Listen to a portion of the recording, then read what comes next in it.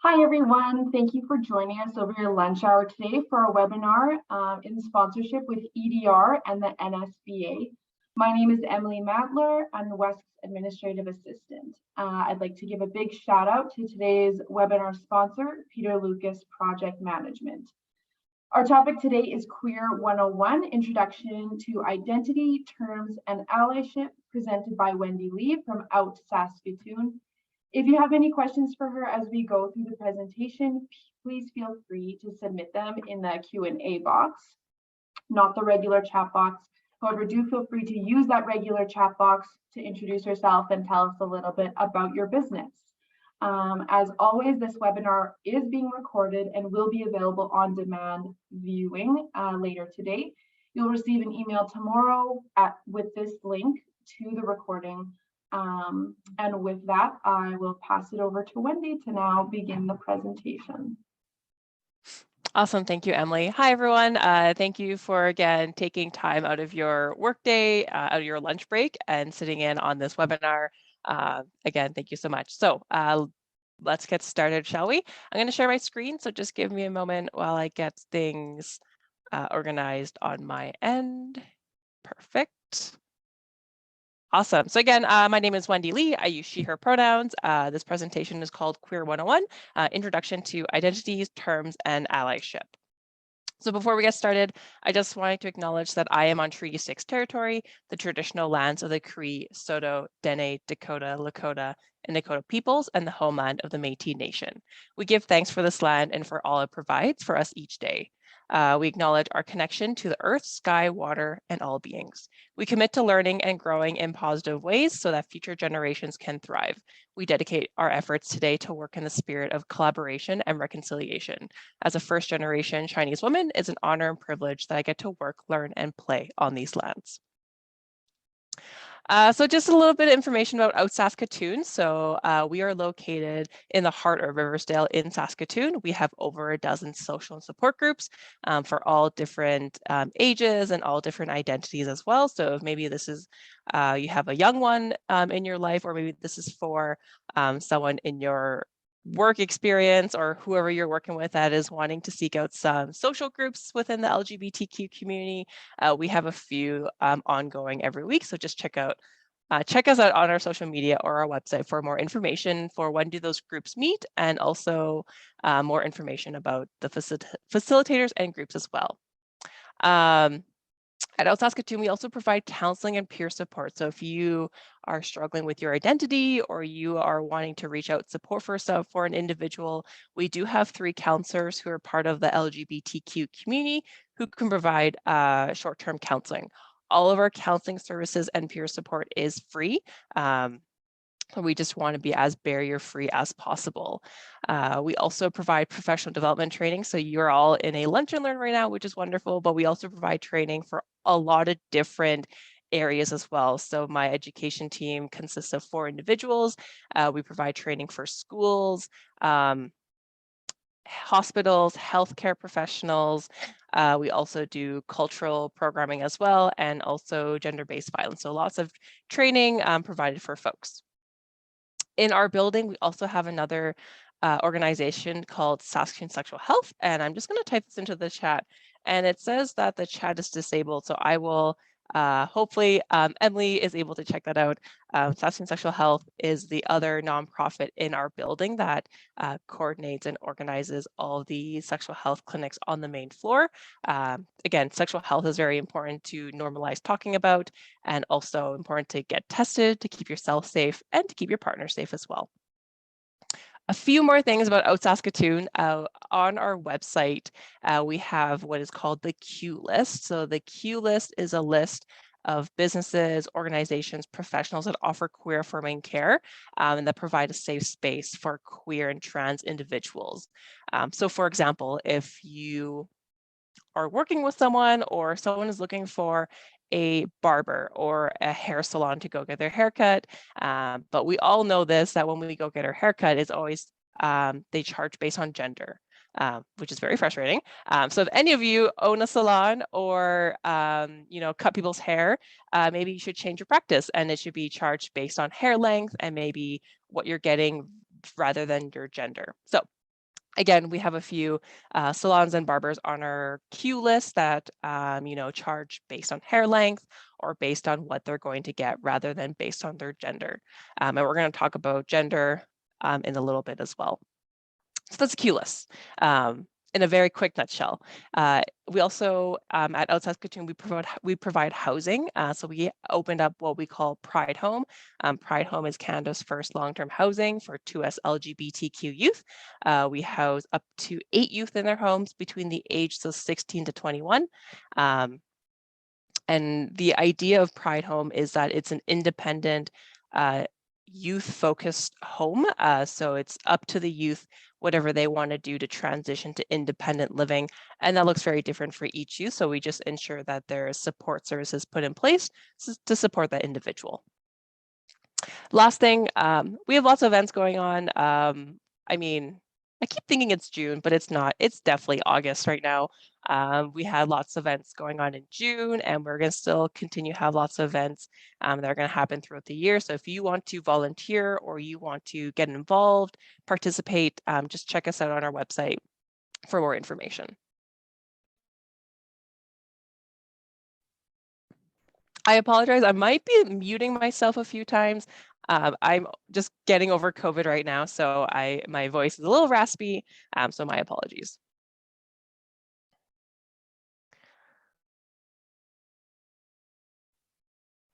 So just a few Zoom etiquette rules. It's a webinar, so you are unable to turn on your video. I would love to see all your faces, but that's okay. So again, just sit back, relax, eat your lunch, take notes, do whatever you need to do. I encourage you folks to ask questions. There is a Q&A section for you to do that as well. And then I just ask you to get comfortable, right? Some of this might be new things for you to learn, but I hope that you can apply it and find ways to create a safer space in your business.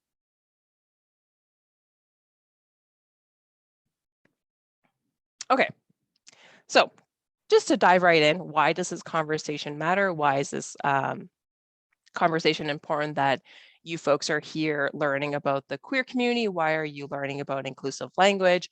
I feel like I already answered the question, but again, we want folks to feel safe when they come into your business, into your organization, when they're working with you. So there's lots of ways to do that are not drastic changes, but are very small changes that can go a long way. We all want to create safety for folks. We want to create safety for your employees, your staff, and again, also for your customers, for the clients, the people that you're working with. It's 2022. Wendy, why do you still have to provide this training? The reality is there's still lots of discrimination, homophobia, transphobia that occur to this day. So it's really important that I can help folks create those safe spaces wherever people go. Okay. Sorry, I'm just like, why is this? No, we'll leave it like that. Just a few goals and takeaways. So just a better understanding of 2S LGBTQ terminology, a better understanding of queer people and their lived experiences. Excuse me as I burp right into the mic, my apologies. And then at the end, to use your power to act as an ally for queer and trans people in your everyday life. So we're going to go through identity. We're going to go through lots of new terms, some lived experiences, and then at the end, I'm going to provide you tips and tricks on how you can use your power to act as an ally.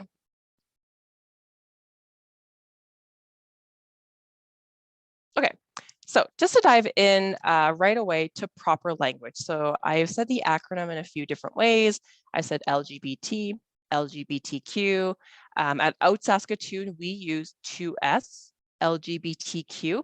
And then if you talk to other folks within the community, some people say the queer community, and then some say queer and trans community. Now you might be thinking, what do I use? What is the right one? Why is there so many? And the quick answer is any acronym that you want to use is fine. One acronym is not better than the other. It just really depends on who you're talking to that is the most accessible, right? If I'm speaking to a group of little children, I don't know why I say little children, little ones, right? Grade 1, grade 2, they're starting to learn how to write their words and the alphabet and all that jazz. Probably not going to say the longest acronym that I know. no need for that. They're going to get very overwhelmed and they're going to ask me lots of questions not related about the queer community. So I'm probably going to say LGBT, right? Short, bite-sized, just like them. If I'm talking to a group of older adults, I might be a little careful if I use the word queer, just because of their understanding of the word queer is very different than my understanding of the word queer and how I use it for my identity. Also, it's important to note that for folks who are within the community, the word queer was used negatively against them. So just important to understand how language changes depending on who you're talking to. So again, if you're wondering which acronym do I use, I would just use what the local queer organization is using in their language. So like I mentioned, out Saskatoon uses 2S LGBTQ. If you are from Regina or Regina area, Your Pride uses a different acronym, and that's totally fine, right? Just really depends on what you want to use. Just to go over what the acronym stands for, 2S is two-spirit, L is lesbian, G is gay, B is bisexual, T is transgender or trans for short, and then Q is queer. Okay. So just to dive a little bit into stats so we can kind of wrap our head around numbers and how many people are gay, essentially. About 12% of the population identifies as being part of the LGBTQ community. I do want to preface that this is 18 to 72 plus. I don't quite have anything on the screen for 18 and under, but do a quick Google and you'll find something for sure. But I do want us to draw our attention to the 18 to 34, which is the top bar graph or the top bar versus the red one, which is the very bottom. What's happening there, right? We're seeing a lot of young people come out much earlier in life. We're seeing a lot of people tell their family, friends, colleagues that they're part of the LGBTQ community. But then if we look at the older ages, 72 plus, we're seeing a lot fewer folks out of the closet, as we would say. And there's lots of reasons for that. A lot of it has to be environmental factors, media representation, education, also depending on the time that they grew up in, right? For these individuals growing up, being gay or lesbian or trans was seen as a mental health disorder. Depending on the country, it was seen to be illegal, and it wasn't a safe place for them to come out, and which is why a lot of folks are still in the closet to this day. But if we look, at these individuals now, if you turn on the TV, you find a book, you're going to find queer representation in the media. We're seeing a lot of people get educated about the LGBTQ community. We're seeing lots of people, talk about identity, and it's becoming a much safer place for people to come out. That being said, there's still lots of work that needs to be done in all areas as well, right? Again, larger cities tends to be a little bit more of an idea of safety and inclusiveness. And again, if we go to rural Saskatchewan, where I grew up in, a little bit harder to find, right? So again, just lots of work that still needs to be done in all areas. There's one more thing I wanted to say, but I can't remember. Yeah, it'll probably come back to me. We're gonna move on. But again, just understanding that, queer people are everywhere. You might be thinking, well, I don't know anybody who's gay. You probably do. They're just not out yet. So again, just really important to keep and create and keep the safe space in your business or in your future endeavors that you're going to be going on. Endeavors? Well, that's a fun word. Okay. A little bit more current data. I mean, that the data before was 2017, so like not that old, but this is pretty relevant. This is the 2021 Canadian census data. So this is the first time in any country where Canadians were given the option to identify as trans or non-binary. And you can just Google 2021 data, Canadian census data, and if you want to read the document, I encourage you to do so. But this just quickly sums it up that about 1 in 300 people identify as being trans or non-binary. So again, it's really important that we create those safe spaces for trans and non-binary folks because they exist, right? When people say, I don't work with any trans clients or non-binary people, that's not true, right? We do. You just might not know it. So it's really important that if you're hiring people or you're part of the HR department, that you make those spaces safer. Again, if you have questions, please use the Q&A. I do have access to it. Great. Please use the Q&A if you have any questions. I'm not sure the chat is available, but if you have any comments or concerns or you want me to repeat anything, let me know. More than happy to do so.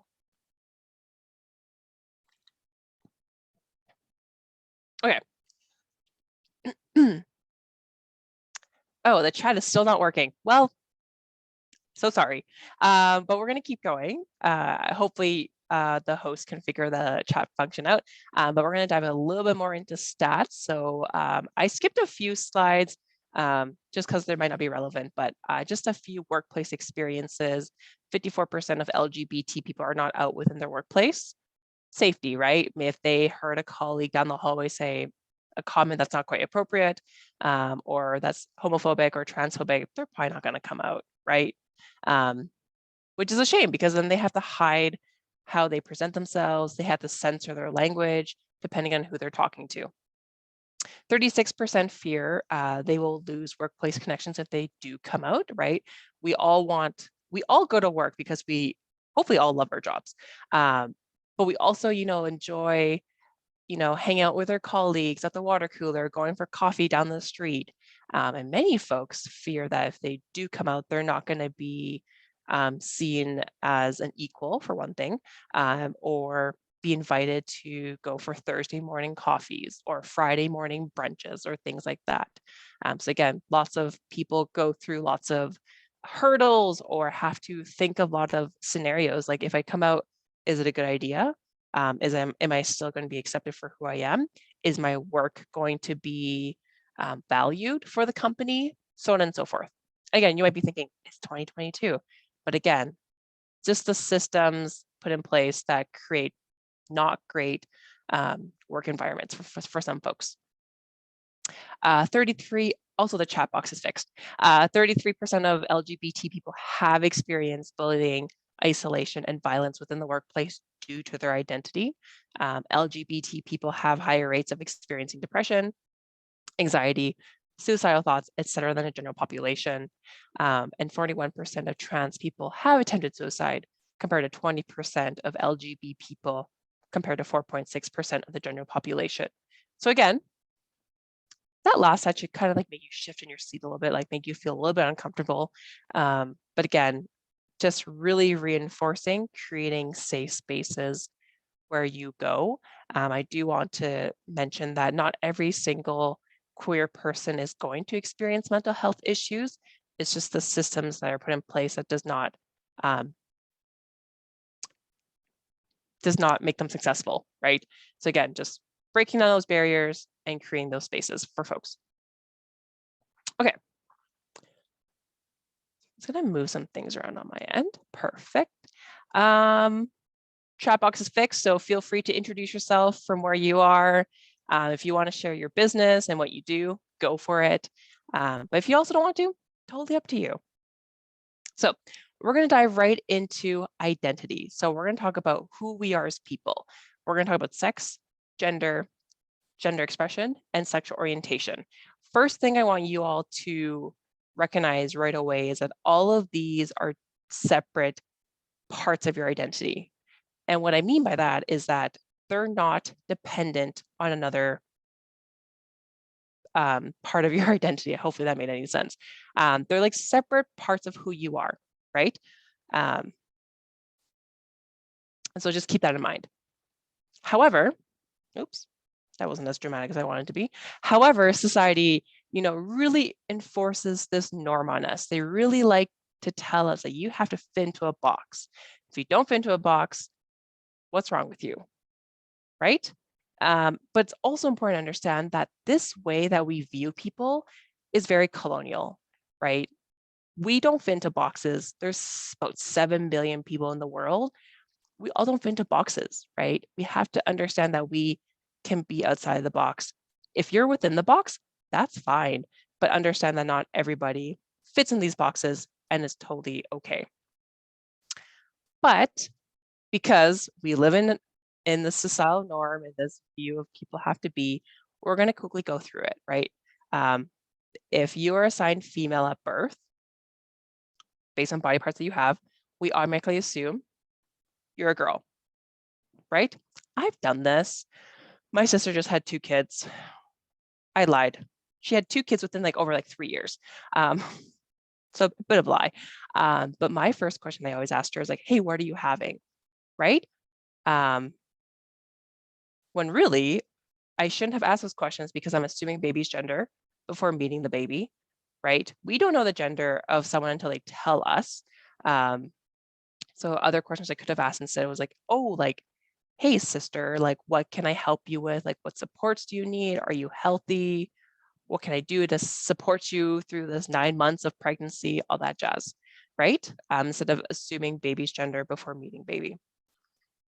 And if it's a girl, we assume that they're going to be feminine. So again, when we found out my sister was having a girl, my mom immediately was like, well, we have to buy pink things, buy dolls, buy the more stereotypical girl toys, right? You all know what I'm talking about, right? When you go to Walmart, it's clearly boys, and I'm gonna put that in quotes, boys, blue cars, all that jazz, and then pink dolls, but again, let's break outside of that. But to finish this norm, then we assume that these individuals are heterosexual or straight, which means they're attracted to boys. Again, if you fit into this norm or you have kids who fit into this norm, that's fine. You do you. But also understanding that not everybody fits in this norm, and that's okay, right? I'm not sure if any of you are teachers or have a teaching background or work with young people. It's important to not enforce people to fit into norms. I mean, not just at young ages, but also older adults as well. Okay. Flipping it, if you are assigned male at birth, based on body parts you have, you assume to be a boy. And then if you're a boy, you are raised to be masculine. And then you're also assumed to be heterosexual or straight, which means you're attracted to girls. So again, this norm, let's get rid of it. It's not going to go away in 24 hours. It's going to take time. And the time comes with us educating those around us and those in our life. Okay. So to dive a little bit more into each part of our identity, we're going to talk about sex. Sex is essentially just composed of characteristics used to assign if you're female, intersex, or male at birth. This is dependent on your chromosomes, your genitalia, your hormones, and your internal reproductive organs. It's also important to note is that your sex does not define a person's gender, right? Sex is just the body parts that you have or don't have.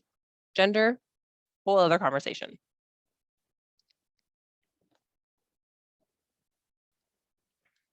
So a female is a person with a vulva, mostly estrogen, and has XX chromosomes. A male is a person with a penis, mostly testosterone, and has XY chromosomes.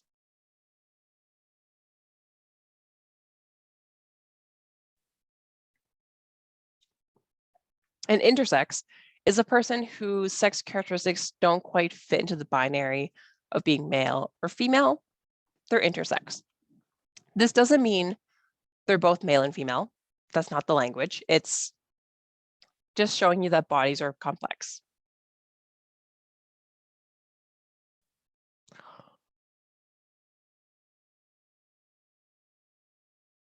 think there's more I want to say about intersex, but I think that's all I want to say about now. So we're going to take a quick little break. No, sorry, we're not taking a break. We're going to watch a video. This video has lots of information about intersex identities, so hopefully you can get something out of this as well.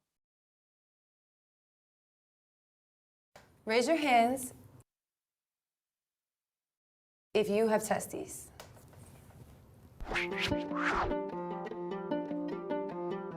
I'm Pigeon. I'm Alice. I'm Emily. I'm Cypher. And we are Intersexy. Intersex describes a person who doesn't fit the typical definition of male or female. I have XY chromosomes, but typical female genitalia. I'm a girl who has testes and XY chromosomes. I identify as a queer, gender nonconforming intersex person. I identify as a Black intersex man. Intersex is not new. It's been around since the beginning of human existence. I mean, there's probably even intersex dinosaurs, if you think about it.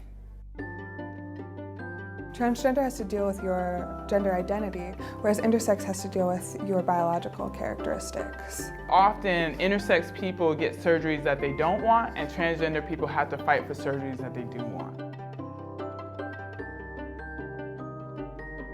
They gave my mom the excuse that the internal testes were cancerous, that I would develop cancer. They didn't even come up with an excuse, basically, in terms of a health-related reason. They instead just said it was about the appearance. A lot of doctors are very uncomfortable with the idea that I have testes, and they're still trying to get them removed, but I'm perfectly healthy and there's nothing wrong with them. They did a surgery to remove my testes and told my parents to take me home and just raise me as a girl, and I didn't find out about it myself until I was 12. There aren't a lot of options, or medical providers don't explore other options.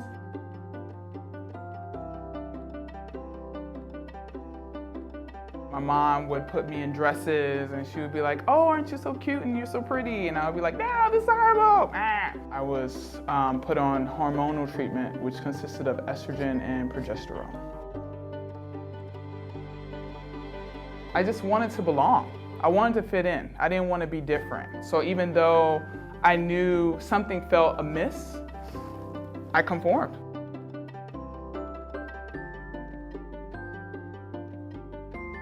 He was very condescending. He was like, "You intersex activists don't know what you're talking about."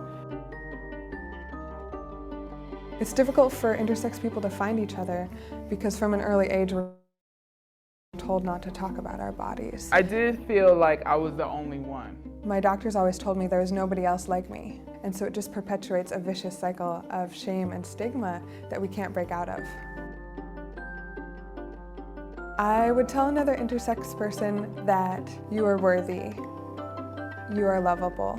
Your body is beautiful, you're beautiful. Intersex people don't need to be fixed. There's nothing wrong with them. I know you feel like you might not be able to get through this. I know you might have really dark thoughts, but I want you to know that meeting other intersex people and finding a community or a support group can be one of the most important aspects in your healing process. And we're out there, we're out here, we're here. And I just hope you can find us.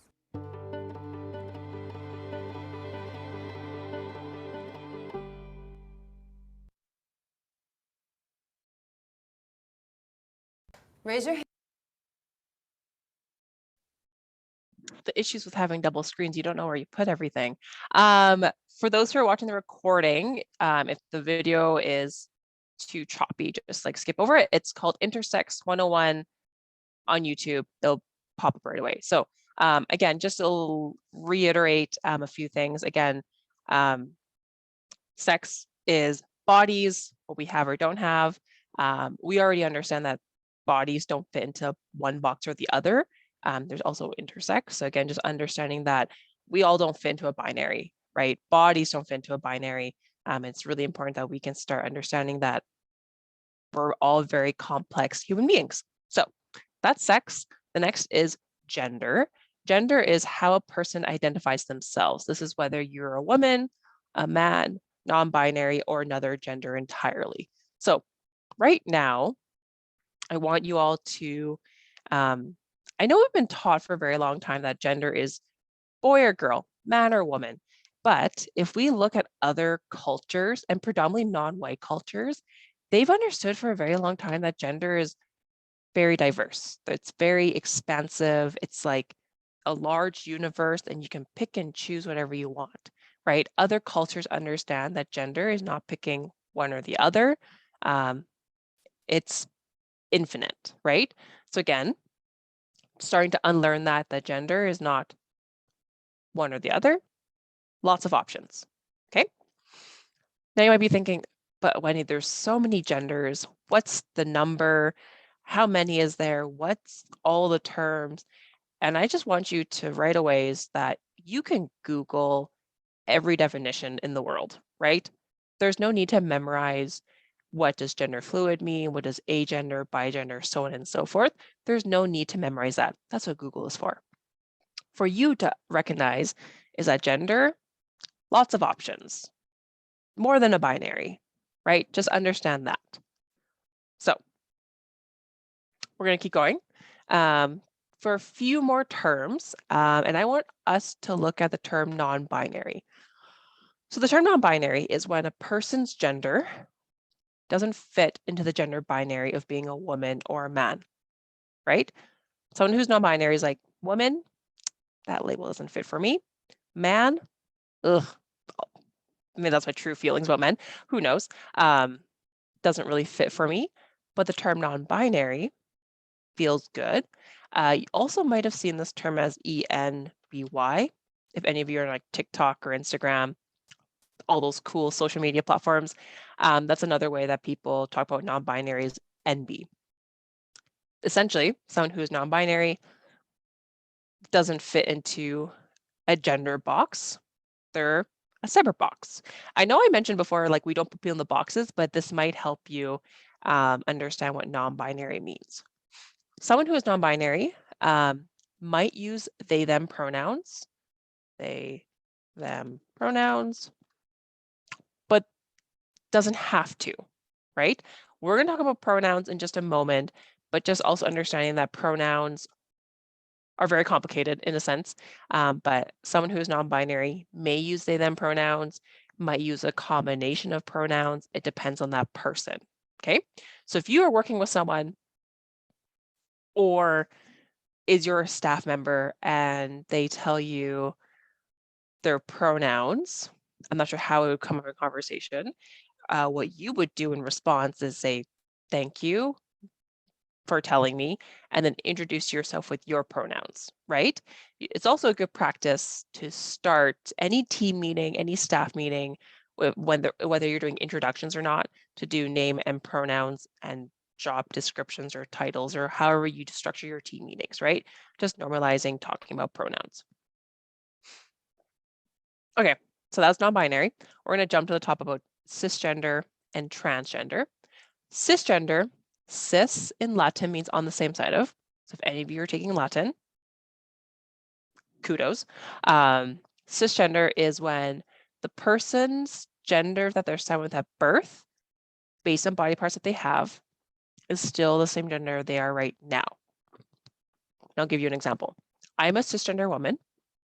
I was assigned girl at birth because the doctor looked between my legs and like, oh, this baby has a vulva. She's a girl. And to this day, I am a woman. So I'm a cisgender woman. If you were assigned boy at birth because the doctor was like, this baby has a penis, it's a boy, and you are a man, to this day, you're a cisgender man, right? You're either a cisgender woman or a cisgender man. This term is just good to know in how you're in relation to other people. And if you're talking about gender, if that conversation ever comes up in a staff meeting or something like that, just good to know in how you're in relation to other people, okay?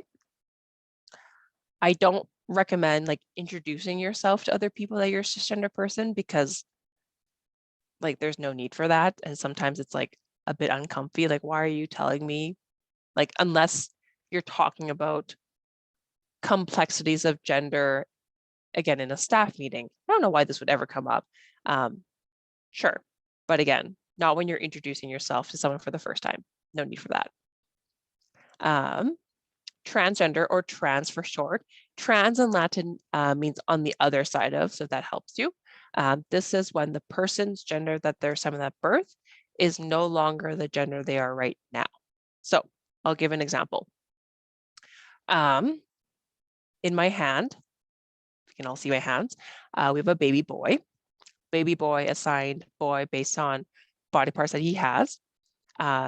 This baby's name is Jacob, and Jacob uses he, him pronouns. Wonderful. Jacob grows up. Jacob grew because my arm's extended, and I should keep my arms up, I guess. And Jacob's like, you know what, family, friends, world, colleagues, you thought for a very long time I was a boy. I'm actually a girl. So this individual can go through a few transitions. So they can go through social transitions or medical transitions.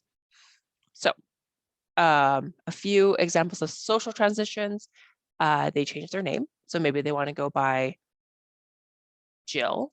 Maybe Jill wants to change her pronouns to she, her, or they, them, or a combination, depending on what Jill wants. Maybe Jill also changes the way she dresses, right? Up to Jill.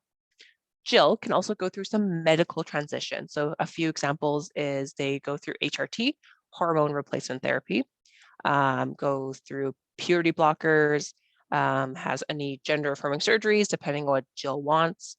Jill can go through laser hair removal, vocal therapy, vocal training, and the list is endless. So Jill can pick and choose any transition that she wants to do for herself. It's not mandatory that she does everything in the book. Again, every trans person is going to do their own transitions, whatever feels good for themselves and affirms their identity. It's not appropriate for you to ask, what surgeries are you getting? Because it's not your business, unless you're their healthcare professional. Then it's a different conversation. But if you're being nosy, there's no need for that. So again, trans people are people. They've existed in the past. They're going to continue to exist. They're people. Trans men are men and trans women are women.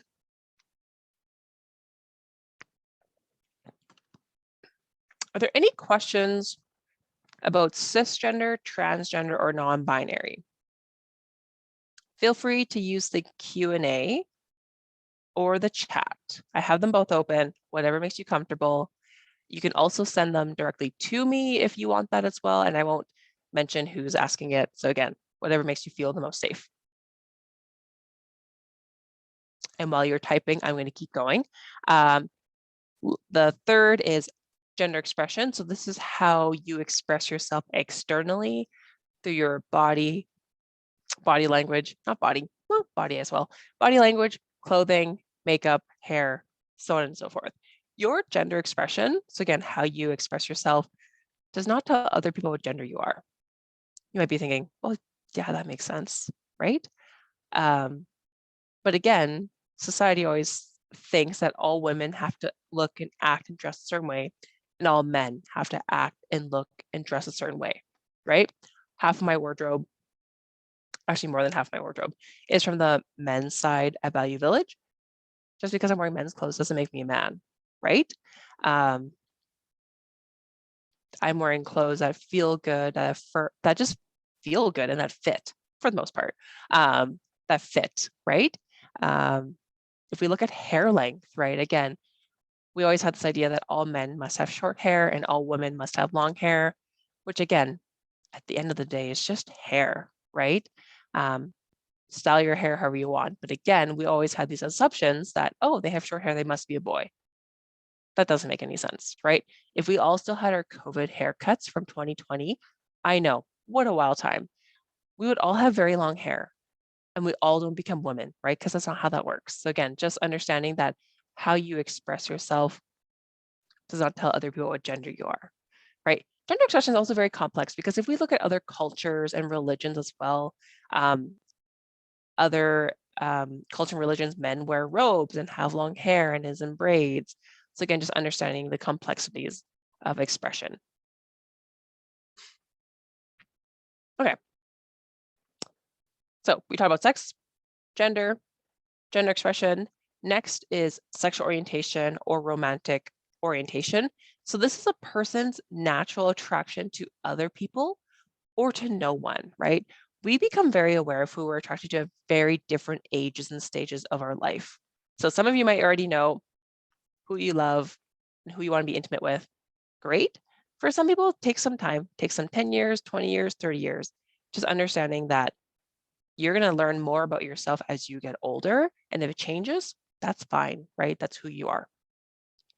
I'm going to skip a few slides. This is on our website. You can Google this. This is just describing what it means to be gay, lesbian, bisexual, pansexual, or asexual. The one thing I do want to wrap up is that being part of the LGBTQ community is not a choice or lifestyle. It's who people are, right? So if you are saying, oh, the gay lifestyle, or they're making a choice, it's not a choice, right? If you flip the conversation and say, oh, the straight lifestyle, or they're choosing to be straight, right? No one ever says that. So again, just understanding how words can be very harmful and impactful. So, okay, we don't have time for this video. I do really encourage you to watch this. It's Trans 101, the basics, again, on YouTube. It's a little, I think it's like 8 minutes long, lots of information, but we're just gonna skip it for today. And there we go. Okay, so this just wraps everything up, that we're all complex individuals, right? Who we are as people makes up gender, sexual orientation, sex, and gender expression. So again, just understanding that we don't fit into boxes, nor should we force people to fit into boxes, and that we are very much outside of that. Okay. So just to dive a little bit more into language, the term queer, I mentioned at the very beginning, there's lots of history with it. Depending on who you talk to, might not be the best word to use, because this term was used as a negative insult, although all insults are usually negative. It was used as an insult to degrade the people who were thought to be part of the community. However, the LGBTQ community was like, nah, we're taking it back, and have reclaimed it to be a very positive and powerful term when you're referring to the overall community or someone's identity. So if you're wondering, I don't know if I can use this term, the answer is yes. Anybody can use this term as long as you're using it with respect and you're using it to refer to the overall community or to someone's identity. So again, if you're using it as an insult, stop, like don't do that. But if you're talking about the queer community or you're talking about the queer organization in Saskatoon or Regina, that's totally fine. So just understanding the complexities of language, how it can change depending on who you talk to. Okay, so again, we have 2S, LGBTQ.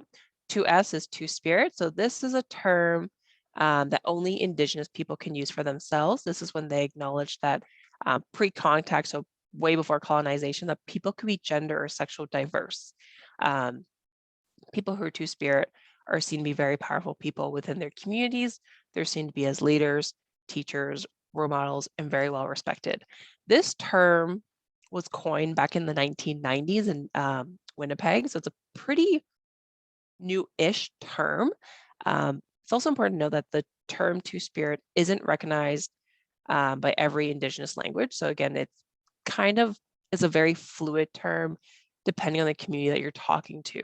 But the idea is that two-spirit people can be gender and sexual diverse. So yeah, that's two-spirit. If you want more information, we have lots of resources on our website for folks to check out. Okay, to dive right into pronouns. So I did mention pronouns a little bit, but we're going to go a little bit deeper. So pronouns are specific words to refer to a person where you're not using their name. So some people use one set of pronouns. I use she, her pronouns, while other people use multiple sets. So some people might use she, her pronouns and they, them pronouns. So when you see this in an email signature or on someone's like Instagram bio, when it says like she/they or he/they, that means they use multiple sets of pronouns. Now, you might be asking, well, when do I use those pronouns? Use them interchangeably when you're talking to them or when you're talking about them. Sam uses she, her pronoun or she, they pronouns. So you could be like, Sam is standing over there. They drive a green car. Her favorite color is pink, right? I used she, her, and they, them pronouns within those 3 sentences. Why do pronouns matter, right? Using a person's correct pronouns shows that you care. It shows that you respect them and that you accept them for who they are. If you use the wrong pronouns, it's very invalidating, very dehumanizing, and violent for that person who is being misgendered. It can also put them into harm's way. So again, if you know someone's pronouns, use those pronouns. If you don't know someone's pronouns, just ask, right?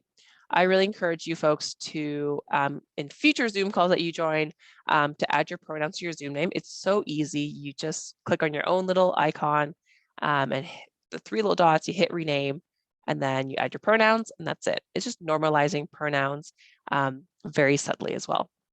I also encourage you to add them into your email signature as well. And if you'd be thinking, I have to go through IT or go through HR, fight that battle, right? It's just like simply,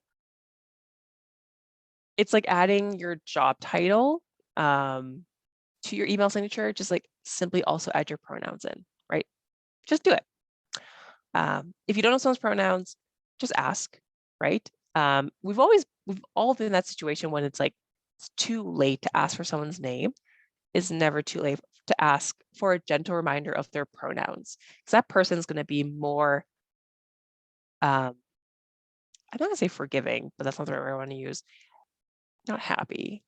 It's going to be more thrilled that you ask for their pronouns than assuming their pronouns based on what they look like, because you can't assume someone's pronouns based on what they look like, and you can't assume someone's gender based on what they look like, right? So again, just understanding, never assume. You know the saying. Okay. What if you mess up, right? We're all humans. I get that. Just apologize, acknowledge that you made a mistake, and move on. It's also important to not make the apology about yourself, right? You make a mistake, you misgender someone, say, hey, I'm so sorry. Correct yourself when you've misgendered someone, and then move on. If you keep misgendering someone for whatever reason it may be, you have to work on that yourself, right? Whether it's driving home from work, practicing giving Sam 5 compliments on the way home, it's up to you to do that work. It's not for Sam to correct you every single time you make a mistake. It's not Sam's job, right? It's your job to own that and to practice.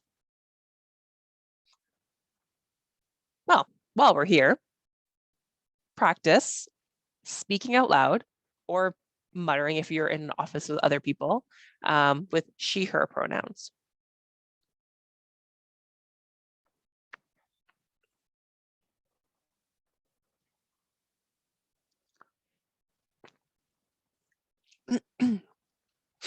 So Sam uses she, her pronouns. She is a really great person.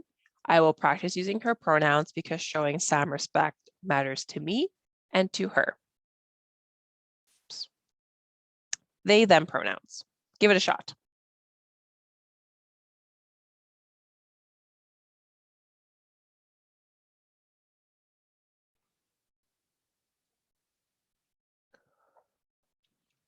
Sam uses they, them pronouns. They are a really great person. I will practice using their pronouns because showing Sam respect matters to me and to them. Combination, he/they.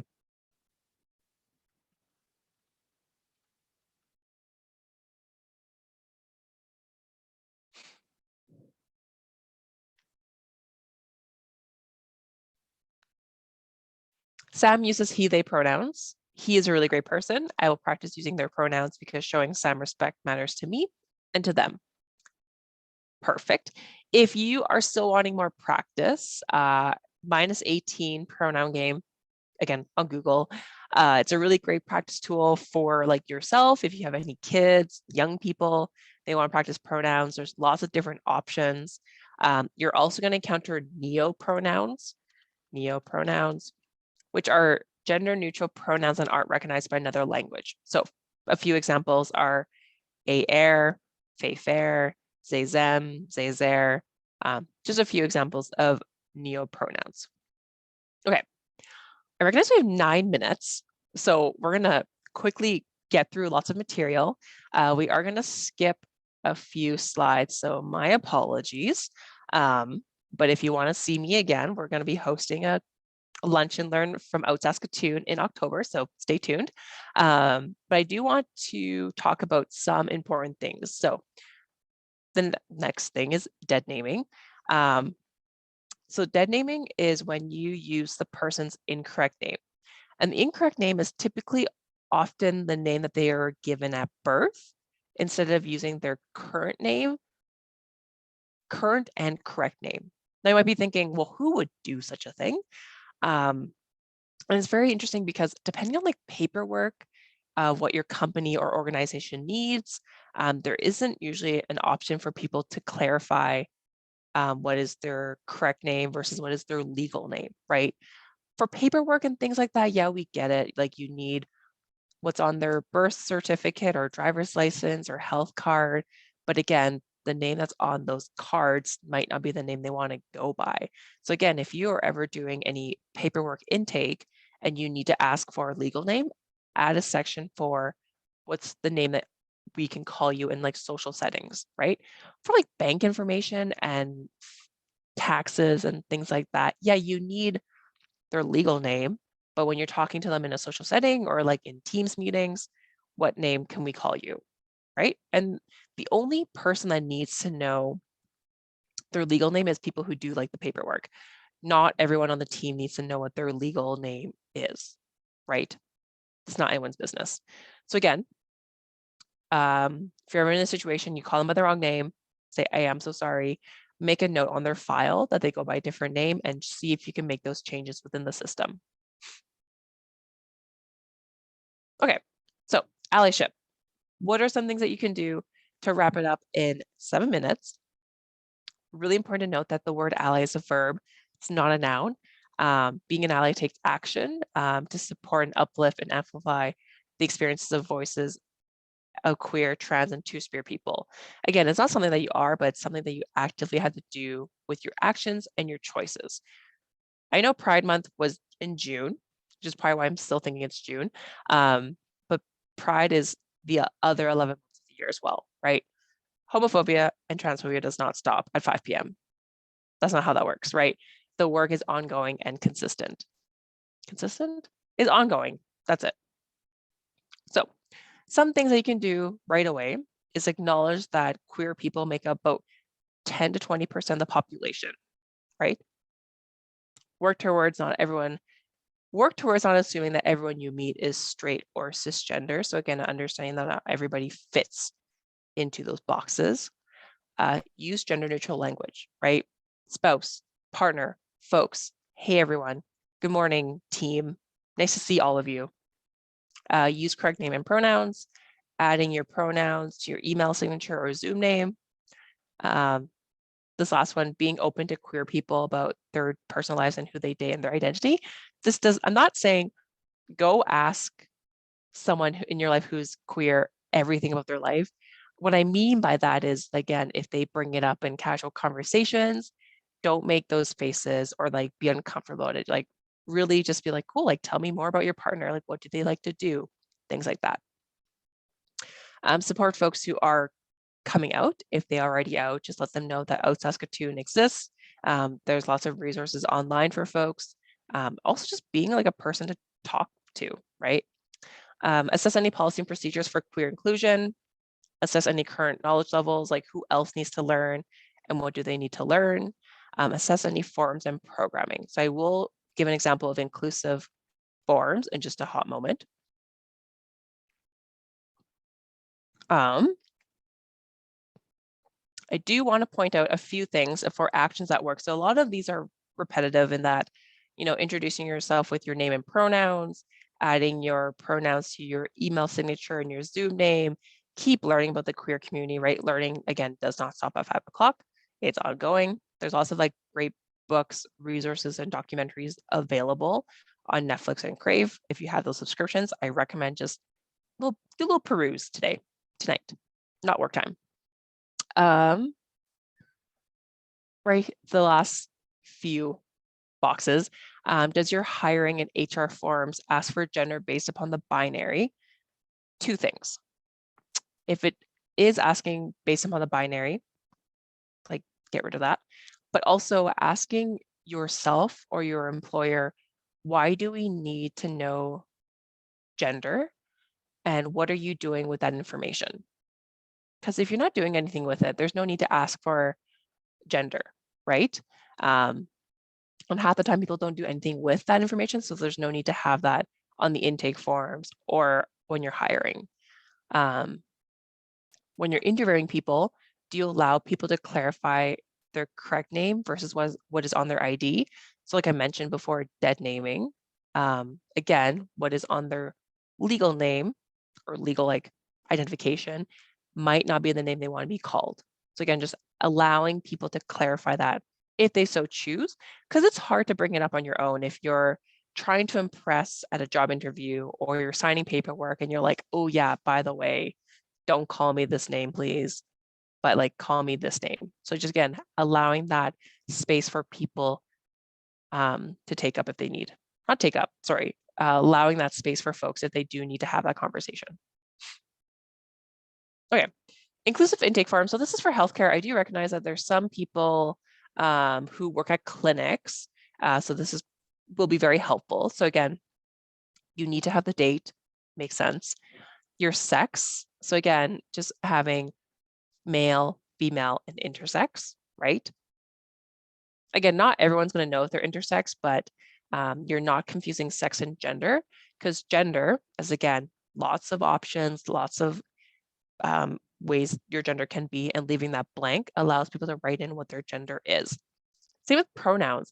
Leave that blank, because if you're like, well, what if we just have the 3 options? There's lots of different options. Lots of people have lots of different combinations. You're not including neo pronouns as well. Just leave it blank. And then this allows folks to indicate what is their legal name and then what is their correct name, right?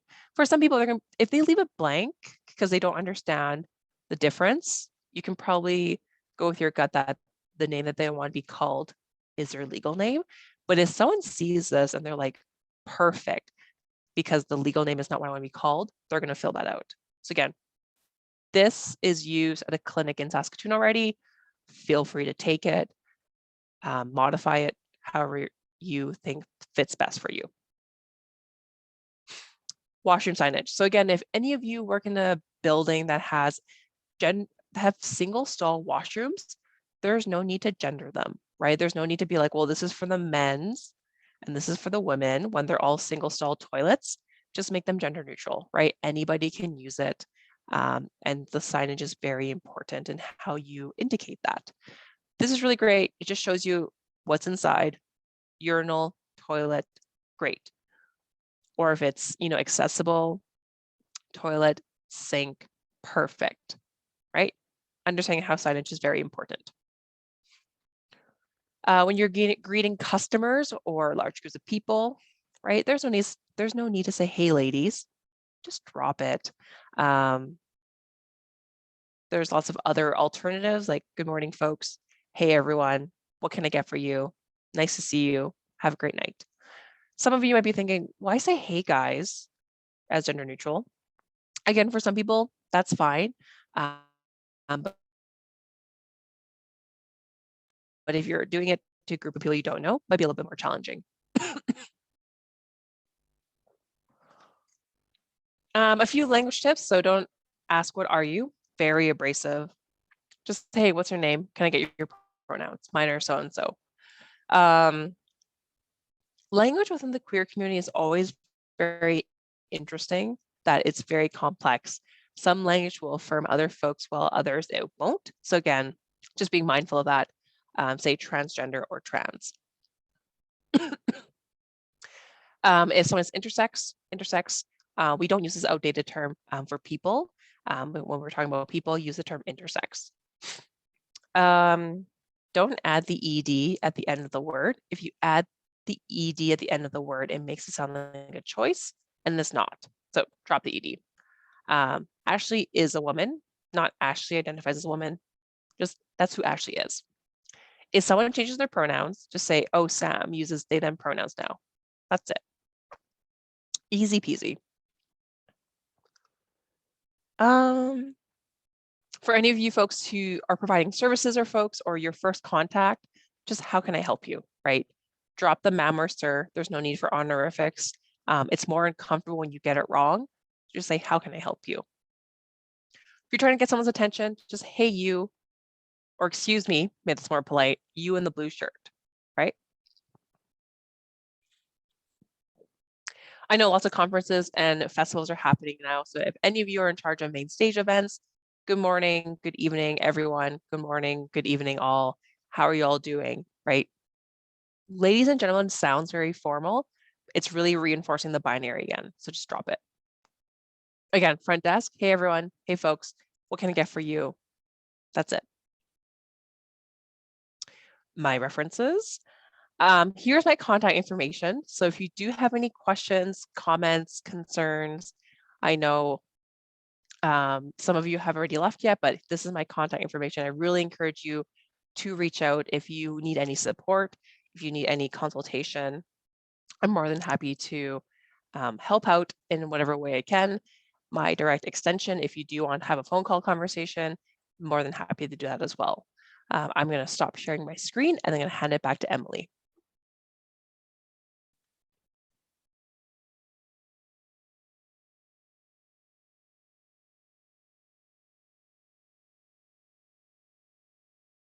All right, thank you so much, Wendy, for the informative presentation, and thank you to everyone who joined us today. As a reminder, you will be able to view this webinar on demand on our website by the end of the day today. Our next webinar is Telling Your Business This Is All You Get, and that's presented by Janet McCready of JKM Strategies, and that's on September 14th. So bye everyone, and have a great afternoon.